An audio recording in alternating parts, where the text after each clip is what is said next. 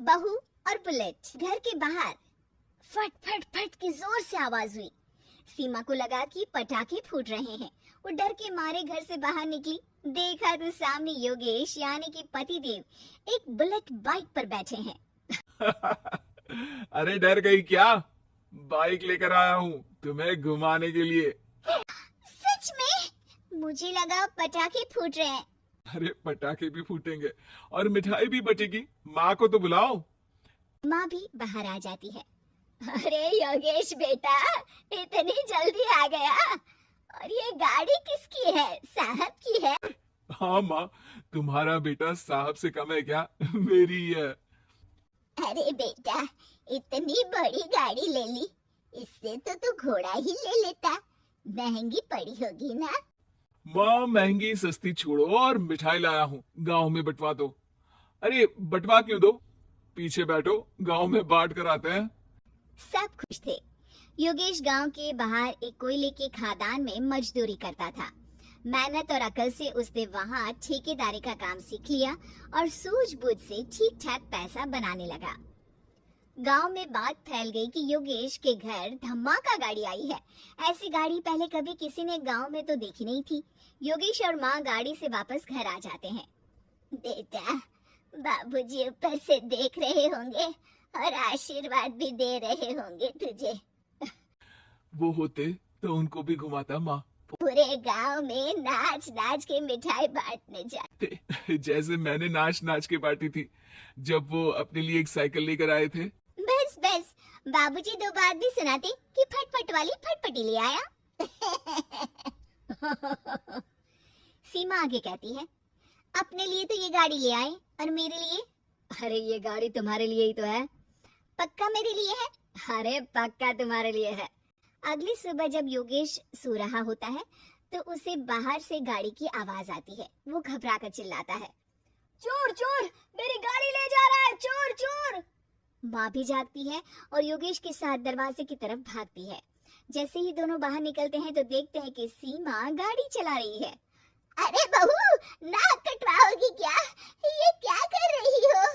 अरे गिर जाओगी, ये क्या कर रही हो तुम? सीमा गाड़ी को रोक कर कहती है, सारे गांव में घुमा लाई, कहीं नहीं गिरी। क्या? सारे गांव में घुमा लाई? अरे लोग क्या कहेंगे बहू, सोचा क्या एक बार? यही कहेंगे कि कितनी अच्छी गाड़ी है। अरे तुम्हारे बारे में। हाँ, कहेंगे ना कि देखो कितनी अच्छी गाड़ी पर बैठी है। बहू गाड़ी रखकर योगेश और सासू माँ के पास जाती है। तुमने कब गाड़ी चलाना सीखा? हमारे बाबूजी के पास पुरानी स्कूटर थी, सीख ली। फिर स्कूल में एक मास्टर जी भी ऐसी ही गाड़ी लेकर आते थे, उन्होंने सिखा दी। हाँ, स्कूल के मास्टर आजकल यही सब तो सिखा रहे हैं। पढ़ाई का कुछ सिखाते तो कुछ भला होता। अरे बहू, अब गाड़ी मत चलाना। हमारे परिवार में कभी किसी औरत ने पीछे से आगे की सीट पे आने की हिम्मत नहीं की है। तुम भी मत करना, समझी? जी समझ गई माँ जी।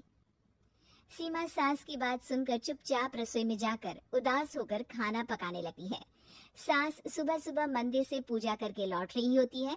तभी उसे दो औरतें रोक लेती हैं और कहती हैं, अरे बहू को थोड़े अच्छे लक्षण भी सिखा दो।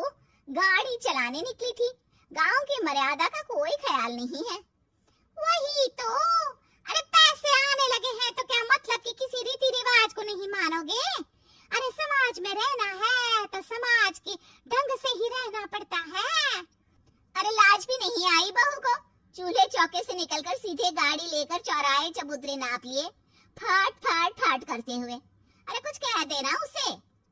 अरे ये क्या कहेगी, बूढ़ी सास है, इनकी थोड़ी ना चलती होगी घर में। हाँ, बहू की ही चलती होगी, मर्जी भी और गाड़ी भी।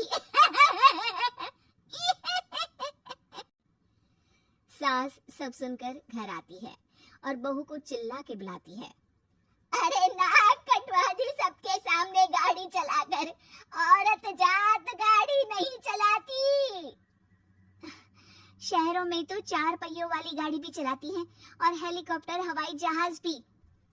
शहर में थोड़ी ना रहती हो मैडम साहिबा। आज के बाद गाड़ी से ही नहीं, यूं भी निकलना बंद तुम्हारा घर से। माँ सही कह रही है, कहीं भी जाना हो तो मुझे बता देना, मैं लेके चलूंगा। आज माँ को तुम्हारे कारण कितनी बातें सुननी पड़ी। इतना कहते हुए योगेश वहां से चला जाता है। बारिश की वजह से कारखाने के रोड पर कीचड़ रहता है, इसीलिए योगेश गाड़ी घर रख कर जाता है और किसी से लिफ्ट लेकर कारखाने पहुंचता है ताकि नई गाड़ी गंदी ना हो। लेकिन शाम को इतनी तेज बारिश होती है कि उसे वापस आने का कोई साधन ही नहीं मिलता। बारिश बढ़ती जाती है, रात के 11 बज जाते हैं। रास्ते में एक नदी का ब्रिज है, अगर उस पर पानी आ गया तो योगेश कारखाने में ही फंस जाएगा। पूरी रात भूखे प्यासे बितानी पड़ेगी। घना अंधेरा, बिजली की कड़कड़ाहट और तेज बारिश। राजेश डर भी रहा था, ठंड से कांप भी रहा था। तभी उसे रोड से आती हुई एक रोशनी दिखती है। वो देखता है कि उसके सामने एक बाइक आकर खड़ी हुई है। वो ऊपर वाले को धन्यवाद देकर उस बाइक वाले आदमी की तरफ बढ़ता है, पर पास जाकर देखता है तो भौचक्का रह जाता है। सीमा, तुम यहाँ इतनी बारिश में गाड़ी पर? पहले बैठो तो, नदी ब्रिज पे आ जाएगी तो जाना मुश्किल हो जाएगा। योगेश गाड़ी के पीछे बैठता है। सीमा गाड़ी चला रही है। मैंने तो तुमको पहचाना ही नहीं। गाड़ी की आवाज तो पहचानी होगी ना? अरे पर मुझे नहीं पता था कि तुम आओगी। अच्छा किया कि तुम आ गई। माँ नहीं आने दे रही थी, पर हमेशा पति पत्नी की रक्षा थोड़ी ना करेगा, पत्नी को भी तो करनी चाहिए। योगेश को सुबह अपने किए पर पछतावा होता है। उसकी आंख में आंसू आ गए जो बारिश की बूंदों में बह गए थे।